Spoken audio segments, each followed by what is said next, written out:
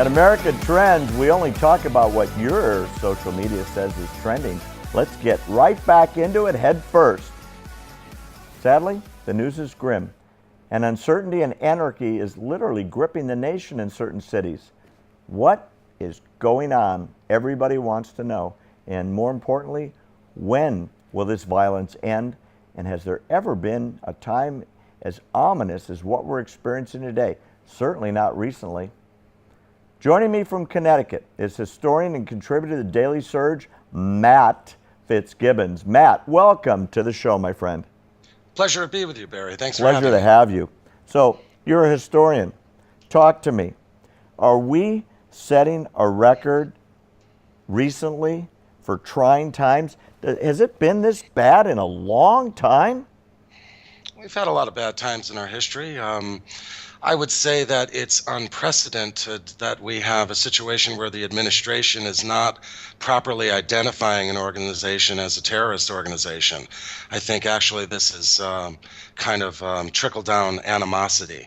It's happening from the very top.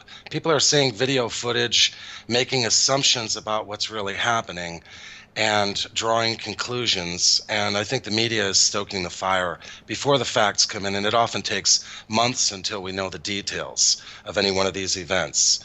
And it's very unfortunate, but I just don't see any kind of an end to it anytime in the near future. You know, on that subject, Matt, just today I heard people still yelling out, and I find this so confusing and perplexing, hands up, don't shoot. Even though it's been proven time and time again, hands up never happened, don't shoot never happened. Every fact that became the basis of the Black Lives Matter coming out of Ferguson was an invention of a movement funded and supported by outside agitators, and yet it persists. Is that the media? Is that the perception that they want to have a problem? Where's it coming from, Matt? I think that's part of the fact. I think also a lot of people, unfortunately, particularly a subculture within Black America, are not cooperating with the police. You know, I just recently wrote a piece for Daily Surge where I talk about, as a musician, for example, I write music about our founding principles, and coming home from late night gigs over the years and things like this, many times I've been stopped. And if I'm, carrying a pistol coming back from a recording studio or something, I know that there could be an incident, and there are ways of diffusing it, including keeping your hands where they can be seen. And I'm not necessarily upset by being pulled over by police. And I know what my rights are, and ultimately if I'm arrested, I'll have my day in court. So not having that antagonism out of the gate is what prevents normal thinking people from having these kinds of situations. Okay, well, Matt, you're not an old guy, but then again, you're not in your 20s. Do you remember in your lifetime such a relentless and reoccurring assault on men and women in blue? Honestly? No, honestly, I can't say that. No, I can't say it. I mean, there were isolated incidents. I remember here in Connecticut back in the 70s when, for example, the Ku Klux Klan wanted to march in a parade, and I believe it was in Meriden. And I remember the ACLU, which is made up of a lot of Jews and blacks and things, stood up and fought for their right to basically decry everything that they were.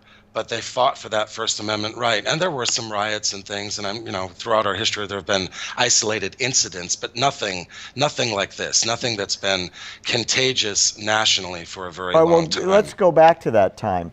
In the civil rights movement, and I remember a little bit of it, I was a little guy, but I was actually not too far from Selma in '64, during the march of Dr. King.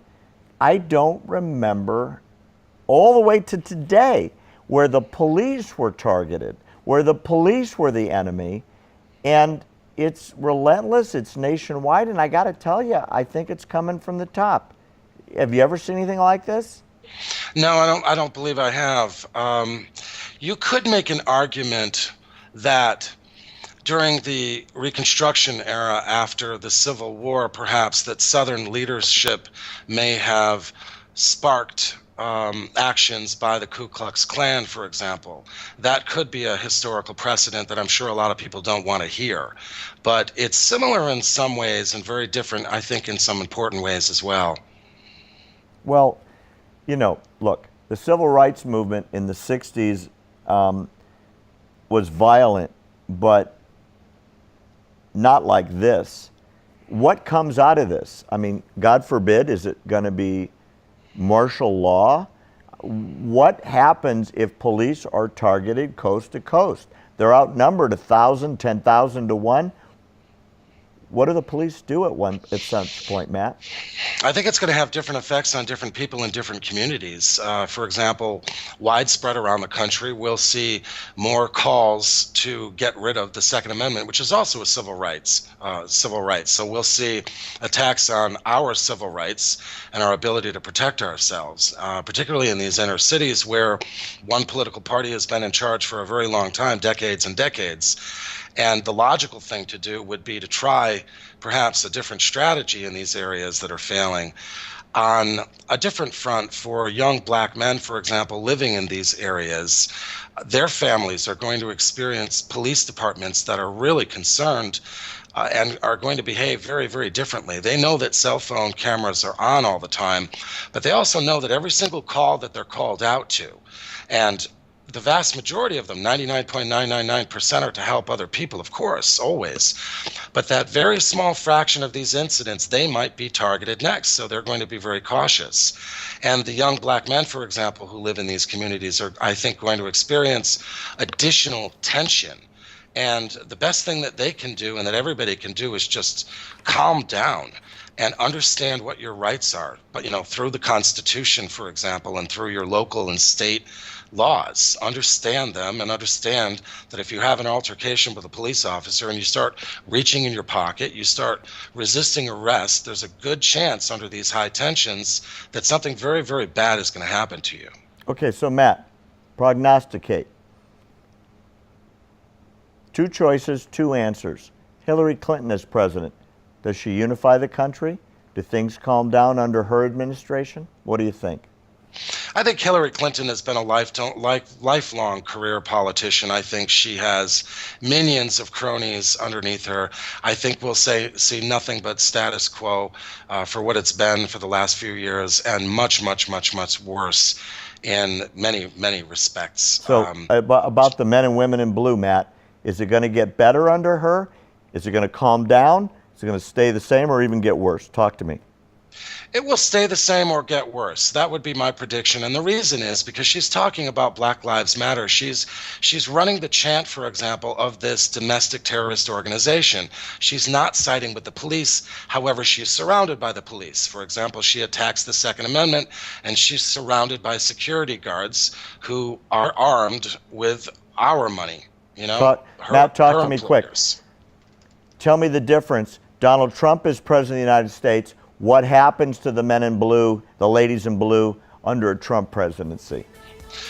I think Donald Trump is kind of a wild card, and a lot of people really don't know what to expect. He doesn't have a track record as a politician, so we don't know. But what he says, however, is that he supports the police department.